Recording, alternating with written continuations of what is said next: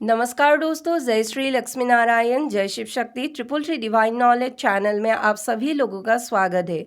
दोस्तों, आज की ये वीडियो बड़ा ही इम्पॉर्टेंट है। वो इम्पॉर्टेंट इसीलिए क्योंकि इस वीडियो में मैं आप लोगों को बताऊंगी कि इस कलयुग में इस वक्त असुरों को कौन सी शक्ति देख रहे हैं, और शायद ये वीडियो असुर भी सुनेंगे।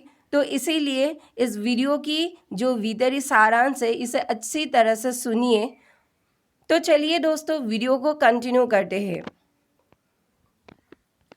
कलयुग मतलब अज्ञानता और अंधकार की समय चक्र।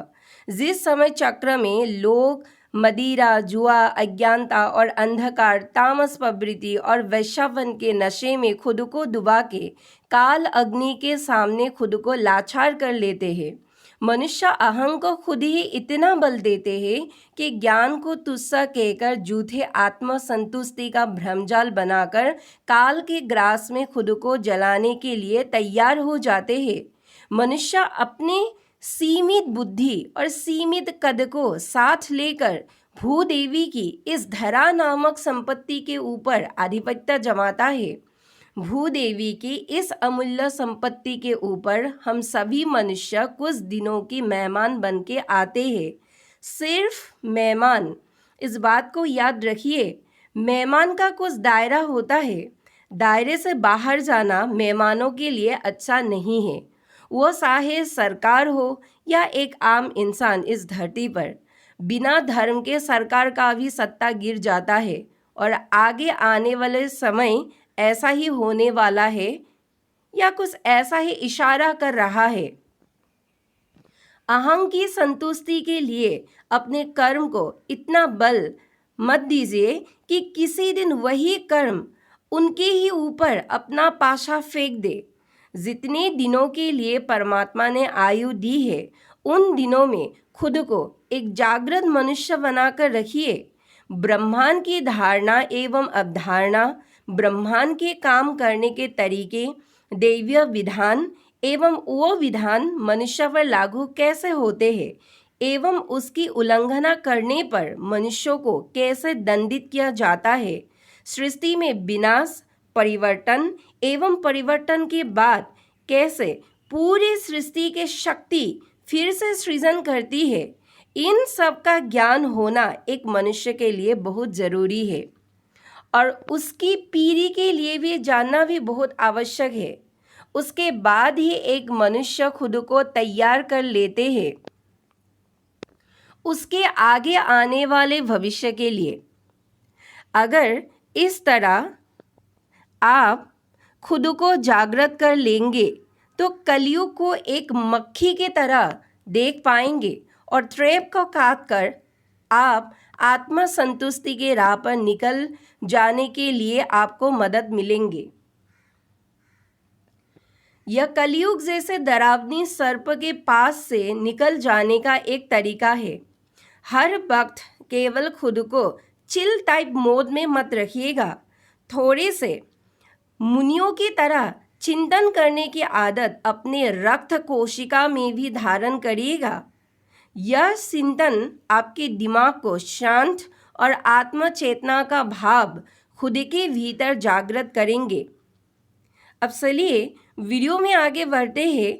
डरावने काले सर्प जैसे इस कलयुग में जितने भी असुर मानव शरीर का भेष बनाकर अपना आसुरिक माया की बीज इस धरती पर फैला रहे हैं, इन असुरों के कर्म का गिनती कौन सा शक्ति आखिर कर रहा है इस वक्त? कुछ आइडिया है आप लोगों को? वो प्रलय शक्ति है।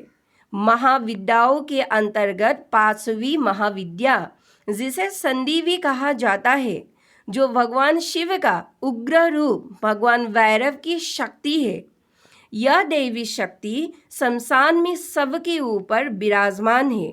जब भी पृथ्वी पर बार बार अधर्म अपने चरम सीमा पर होते हैं, ऐसे समय में अधर्म को पृथ्वी से हटाने के लिए भैरवी शक्ति गुप्त तरीके से इस पृथ्वी के ऊपर काम करते हैं।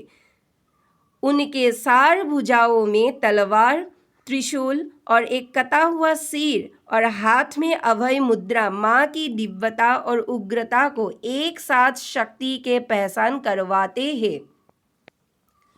कलयुग में इस वक्त असुरों की उत्पाद यह पाशवी महाविद्या ही निरीक्षण कर रहा है। दुष्टों की संहारकारिणी यही महाविद्या असुरों के ऊपर काल बनकर टूटेंगे। वैरवी महाविद्या के दाग असुरों के लिए एक संहारक अलार्म है। यह संहारक काल के समान माँ के दाग पापियों के लिए मारणास्त्र अस्त्र है। यह दाग केवल पापी असुरों को ही सुनाई देगा। जब यह भयानक दाग सुनाई देगा पापी असुरों को, तो असुर इस स्वर को सहन भी नहीं कर पाएंगे और असुरों के कानों से रक्त बहेंगे, ब्लड वॉमिटिंग होंगे और असुरों की आत्मा को यमपुरी में डाल दिया जाएगा और ये समय बहुत नज़दीक है।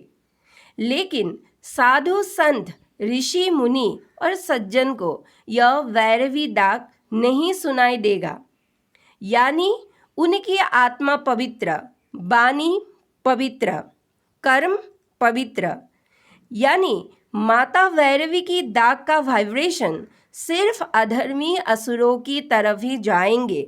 इसीलिए समय रहते सभी मानव सत्य की राह खोज लीजिए अभी से।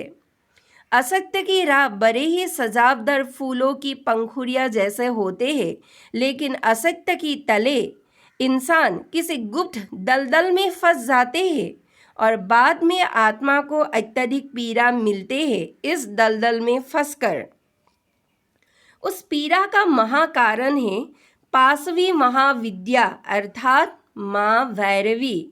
समय आने पर इनके दाग 14 भुवन पर गुंजेंगे और उस वक्त पापी असुरों का हाल बड़ा ही दर्दनाक होगा।